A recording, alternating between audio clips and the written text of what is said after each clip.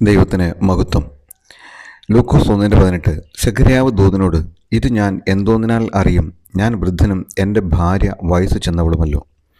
ദൈവാലയത്തിൽ പുരോഹിത ശുശ്രൂഷ ചെയ്യുന്ന സെഖര്യാവ് എന്ന് പറയുന്ന പുരോഹിതൻ, അവനും അവൻ്റെ ഭാര്യയും കൂടി ഒരു മകൻ ഉണ്ടാകാൻ വേണ്ടി വളരെ പ്രാർത്ഥിച്ചു.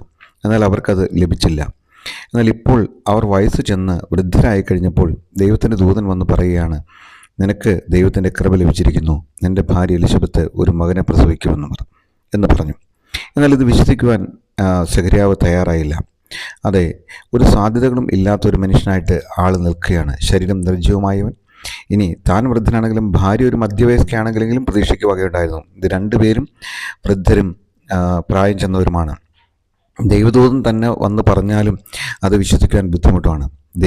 ദൈവമാണെന്ന് നാം വിശ്വസിക്കുന്നുവെങ്കിൽ നമ്മുടെ വിശ്വാസം സാഹചര്യങ്ങളിലോ ചുറ്റുപാടുകളിലുമുള്ള അനുമാനങ്ങളിലോ അല്ല. അങ്ങനെ ആകരുത്. നമ്മുടെ ദൈവം അസാധ്യതകളെ സാധ്യമാക്കുന്നവനാണ്. നമ്മുടെ ദൈവത്തിന് കഴിയാത്ത ഒരു കാര്യവുമില്ല.